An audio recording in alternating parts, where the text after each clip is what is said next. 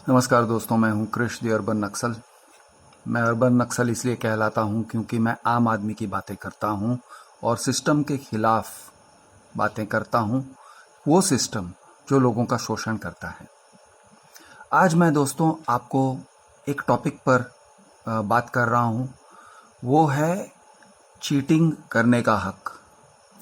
तो ये सिस्टम के अंदर चीटिंग करने का हक है।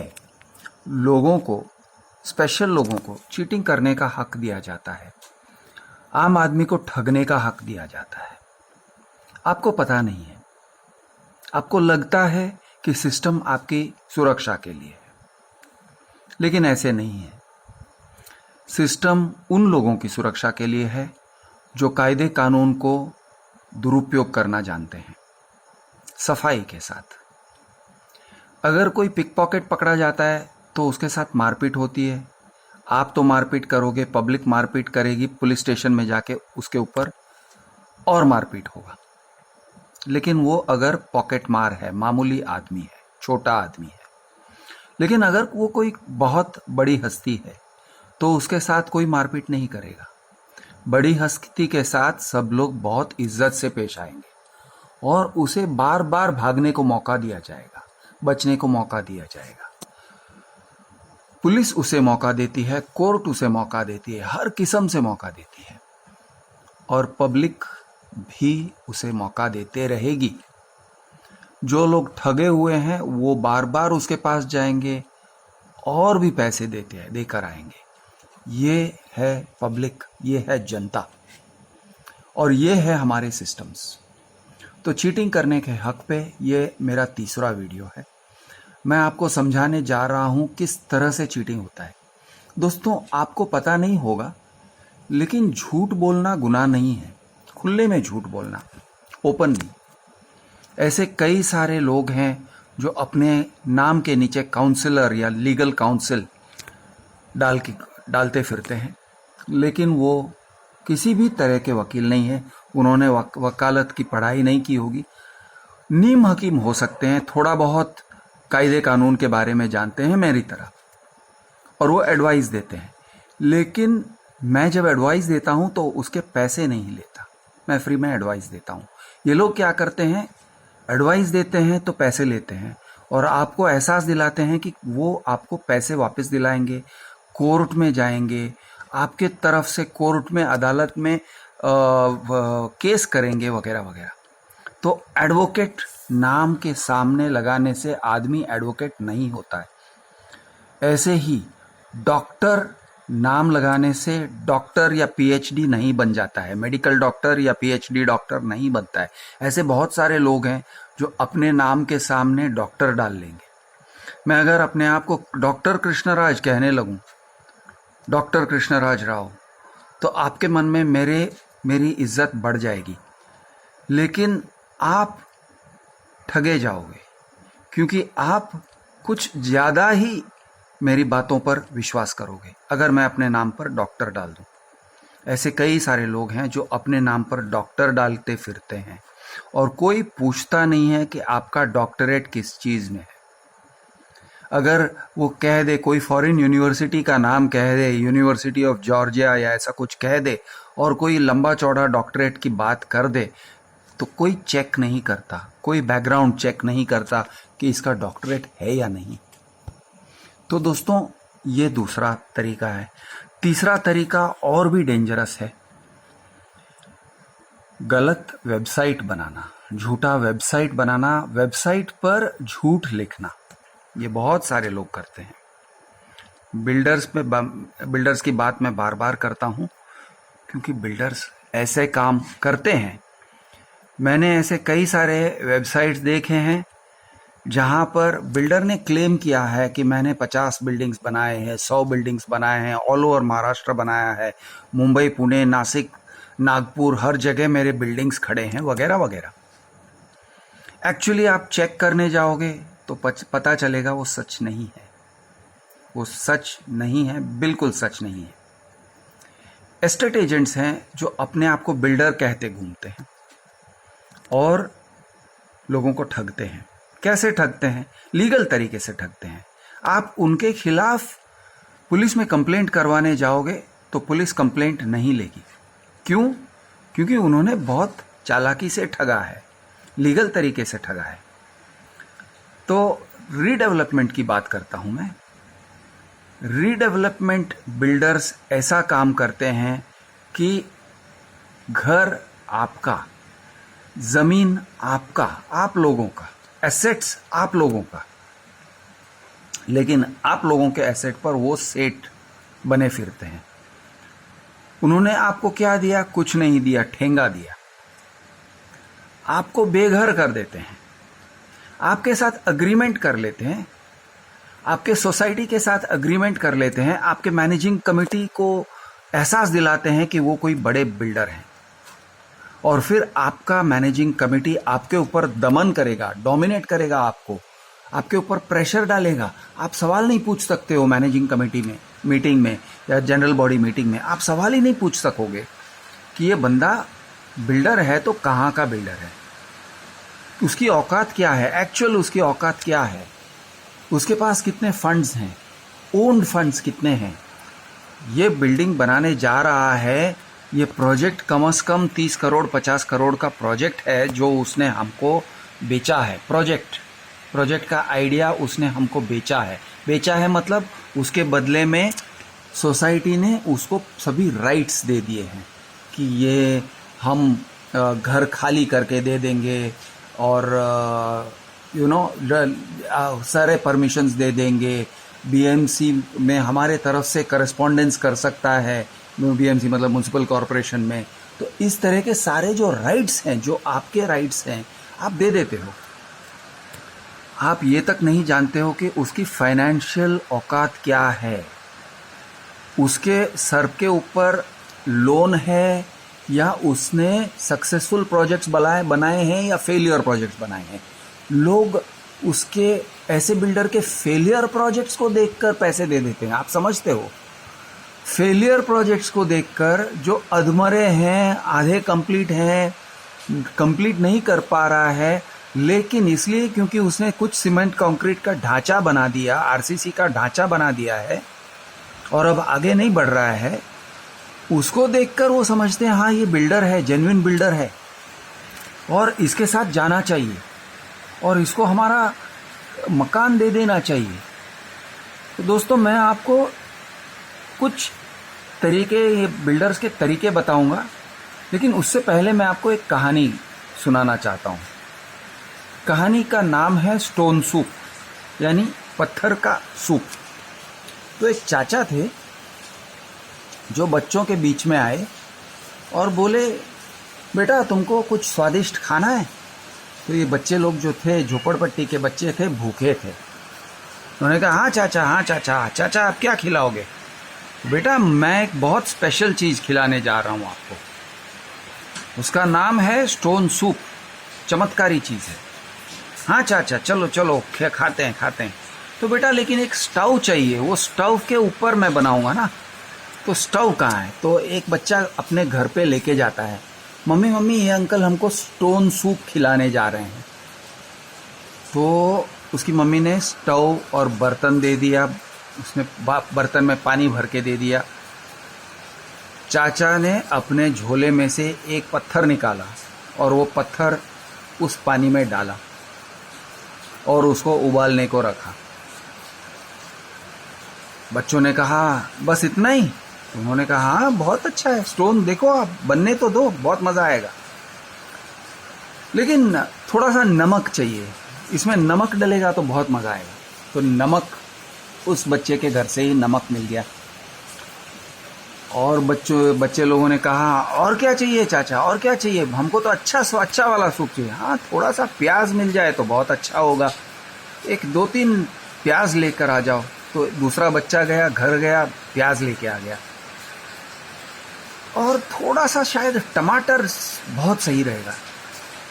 टमाटर डल गया, उसको बॉईल किया, सूप को ये चाचा टेस्ट किए और 1-2 कुछ और ये आइटम, कैप्सिकम वगैरह रहेगा तो और अच्छा होगा, गोभी होगा तो बहुत अच्छा होगा।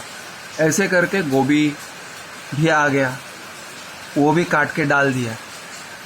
सब होने के बाद चाचा ने बच्चों को तो खिलाया, सबसे बड़ा बोल खुद के लिए रखा क्योंकि उसने बनाया था। एक बाउल भर के सूप पिया, पत्थर को धोया और चलते बना। तो दोस्तों, ये है रीडेवलपमेंट की कहानी। बिल्डर कुछ नहीं लाता है, ऐसे बहुत सारे बिल्डर्स हैं जो कुछ भी नहीं लाते हैं, पैसे भी नहीं लाते हैं। वो क्या करते हैं, मैं आपको एक एग्जाम्पल देता हूँ।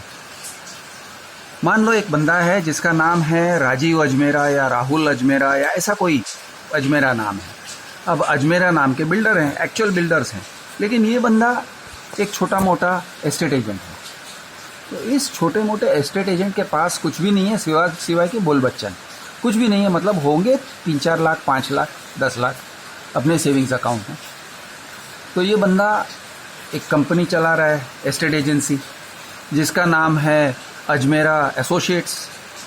अब वो क्या करेगा, वो आपसे कहेगा, अरे बहुत बड़े बिल्डर्स हैं हम लोग, अजमेरा नाम सुना है, अजमेरा। तो भाई अजमेरा नाम के एक्चुअल बिल्डर्स हैं। तो कहेगा, अरे आप अजमेरा साहब हैं? हाँ, मैं अजमेरा साहब हूँ। और सोसाइटी को कहेगा कि मैं आपका बिल्डिंग रीडेवलप करके दूंगा, आपको आपका घर थोड़ा बड़ा रहेगा, थोड़ा अच्छा हो जाएगा, नया हो जाएगा, वगैरह वगैरह। लोग मान जाते हैं। तो फिर ये क्या करेगा, उनको प्रोजेक्ट्स दिखाएगा। कौन सा प्रोजेक्ट? अजमेरा ग्रुप के प्रोजेक्ट्स। लोग पूछते तक नहीं है कि भैया ये अजमेरा ग्रुप के प्रोजेक्ट्स दिखा रहे हो, ये आप ही ने बनाया? अगर पूछोगे तो हंस के कह देगा, साहब कैसे सवाल कर रहे हो। मैनेजिंग कमेटी वाले तो उस पर फिदा हो जाते हैं, क्योंकि मैनेजिंग कमेटी वालों को, चेयरमैन सेक्रेटरी को थोड़ा सा वो कह देगा, डोंट वरी, आपको मैं संभाल लूँगा, आपको टेंशन लेने की ज़रूरत नहीं है। कुछ भी नहीं दिया उसने, कुछ भी नहीं देता है, बस बोल बच्चन।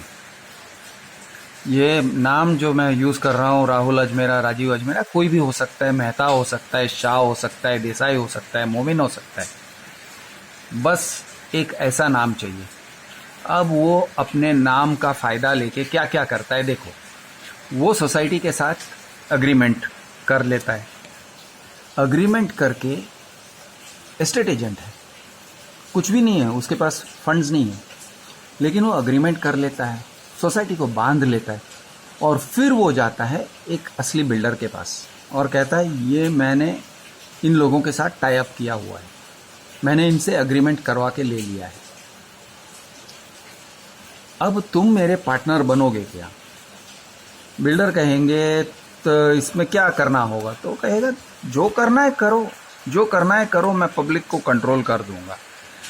अगर आप मेरे टर्म्स एंड कंडीशन को चेंज भी करवाना चाहते हो ना, करवा सकते हो, मैं उनको कंट्रोल कर लूँगा, मैं उनको मना लूँगा, आप सिर्फ मुझे 5% दे दो। वो कहेंगे, नहीं 5% नहीं दे सकते हैं, सिर्फ 1% दे सकते हैं, 2% दे सकते हैं प्रॉफिट। कहता है, चलेगा, चलो 2% प्रॉफिट, और कुछ भी नहीं, या अपफ्रंट वो पैसे ले लेगा। उसके बाद वो लोग एक LLP कंपनी शुरू करेंगे, लिमिटेड लायबिलिटी पार्टनरशिप। तो एक्चुअल बिल्डर का नाम समझो कि क्या कहते हैं, गार्डन ग्रुप है, चलो गार्डन ग्रुप ले लो। तो गार्डन अजमेरा या Ajmera garden LLP, Ajmera garden limited liability partnership नाम का कंपनी ओपन करेंगे।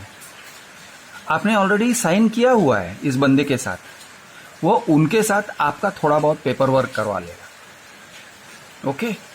और लोग अगर सवाल पूछेंगे कि भैया इसमें कितने पैसे हैं, यानी कि कंपनी में कितने पैसे हैं, तो वो कहेगा, कंपनी में ज़्यादा पैसे नहीं होते, पैसे तो लोगों के पास होते हैं, फाइनेंशियर्स, हमारे पास फाइनेंशियर्स हैं, फंडर्स हैं, तो हम तो पैसे लाएंगे, आपको क्या देखना है, ये सब आपको देखना नहीं है, ये सब हमें देखना है।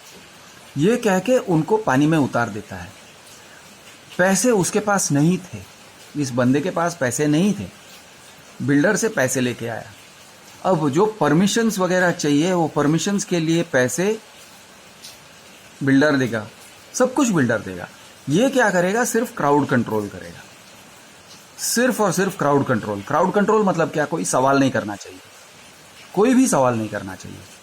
अगर दोबारा इसको कम करना है आपको, उसने प्रॉमिस किया था 25% एरिया, तो वो आपके साथ 25% को कम करके 20%, 5% भी कर देगा, 5% मोर आपका एरिया, या 0 भी कर देगा। वो कहेगा नहीं नहीं सॉरी, आपके लैंड पे रिजर्वेशन निकला, ये है वो है, फलाना ढिमका, मंदी हो गई, जो कुछ भी बोल देगा, कुछ भी बोल देगा, और लोग मानने को तैयार हैं। क्यों? अरे हमको नया घर मिल रहा है, ये तो हमारा नसीब है कि हमको एक अच्छा बिल्डर मिल गया, वगैरह वगैरह वगैरह। और ऐसे कह के वो उनको उनका बिल्डिंग डिमोलिश भी करवा देगा। वो लोग बिल्डिंग हैंडओवर कर देंगे, बिल्डिंग डिमोलिश हो जाता है, और बाद में पता चलता है कि बिल्डिंग बन नहीं रहा है। क्यों बन नहीं रहा है? या तो गार्डन ग्रुप और अजमेरा ये बंदे के साथ झगड़ा हो गया, हो सकता है कोई अनबन हो गई, उनका पार्टनरशिप टूट गया, एक कारण है। दूसरा कारण ये है कि भाई जो उन्होंने फाइनेंसेस सोच के रखा था वो फाइनेंसेस नहीं मिले, मार्केट में मंदी आ गई। वो बेसिकली क्या करना चाहते थे, जैसे ही उनका बोर्ड लग जाता है तो लोग बुकिंग अमाउंट लेके पहुंच जाते हैं एस्टेट एजेंट्स के पास। एस्टेट एजेंट्स को दिखाते हैं, अरे ये बिल्डिंग जो बन रहा है उसका उसमें क्या है, क्या किस रेट से बिक रहा है, तो वो कहेंगे ये 15,000 के रेट से बिक रहा है, 15,000 पर स्क्वायर फुट से बिक रहा है, 20,000 पर स्क्वायर फुट से बिक रहा है। वो लोग टोकन ही नहीं, वो लोग बुकिंग अमाउंट ही नहीं, उससे ज़्यादा भी ले लेते हैं। और बहुत सारे कैश रिच लोग हैं, होटेलियर्स हैं, डॉक्टर्स हैं, उनके पास पैसे बहुत पड़े होते हैं। क्यों पड़े होते हैं? क्योंकि उनका इनकम कैश में होता है। कई सारे ऐसे डॉक्टर्स हैं जिनका इनकम पर डे 10,000 से लेके 1 लाख तक, या उससे भी ज़्यादा, 2 लाख 5 लाख तक पर डे। कैसे? क्योंकि उनका कंसल्टिंग फीस समझो 2,000, 2,500, 3,000, 5,000, ऐसे बड़े बड़े फैंसी कंसल्टिंग फीस होते हैं। फीस कैश में देकर जाते हैं। 10 पेशेंट आ गए तो 50,000 हो गए। तो ऐसे करके उनके पास बहुत पैसे होते हैं, और ये पैसे वो किसके पास देंगे? बिल्डर के पास देंगे। बिल्डर को देते हैं, लोन में देते हैं, या फिर कहेंगे कि मुझे ये फ्लैट में एडजस्ट करके दे दो, फंड्स को ब्लैक में से वाइट करना है। तो ऐसे करके उनके पास फंड्स आ जाते हैं। उनको चाहिए सिर्फ इतना कि आपकी प्रॉपर्टी चाहिए, आपका जो मकान है उसको तोड़ देना है, बाहर बोर्ड लगा देना है अपने नाम का, सिर्फ बोर्ड लगाना है। तो ये क्या कर रहे हैं? स्टोन सूप पिला रहे हैं आपको, और सबसे बड़ा प्रॉफिट खुद के लिए रखने। अब वो बंदे जो लोगों ने कुछ भी इसमें डाला नहीं है, अगर ये प्रोजेक्ट बनता नहीं है तो उनका क्या नुकसान होता है? कोई नुकसान नहीं होता है। तो बुकिंग अमाउंट लेके, सब कुछ लेके भी वो प्रोजेक्ट कभी कभी नहीं बनाते। क्यों? भैया पैसे नहीं रहे, पैसे हैं नहीं। अब ऐसे कितने बिल्डर्स को आपने जेल जाते हुए देखा है? बहुत कम, गिन चुन के, आप हाथ की उंगलियों पर गिन सकते हो। लेकिन ऐसे कितने लोग हैं जो ठगे गए हैं, जिनके फ्लैट्स चले गए हैं, जिनके बिल्डिंग को तोड़ दिया है बिल्डर ने, और वो लोग बेघर हैं, उनके पास कुछ भी नहीं है सिवाय कि एक पेपर का टुकड़ा जिसका नाम है अग्रीमेंट। और आज भी ये लोग पुलिस के पास जाने को तैयार नहीं है। और अगर ये लोग पुलिस के पास गए, ये लोग अगर पुलिस के पास जाते भी हैं तो पुलिस भी कहेंगे, देखो सर, ये बंदे का नाम अजमेरा है, वो रियल एस्टेट में है, उसने यहाँ पे चीटिंग क्या हुआ? पैसे लाने हैं, बिल्डिंग खड़ा करना है, टाइम लगता है, वो करेगा। तो पुलिस चीटिंग का केस एंटरटेन नहीं करती है। हालांकि ऐसे बिल्डर्स ने आपको खुल्लम खुल्ला झूठ बोला है। बिल्डर न होते हुए, एस्टेट एजेंट होते हुए अपने आप को बिल्डर बताया है।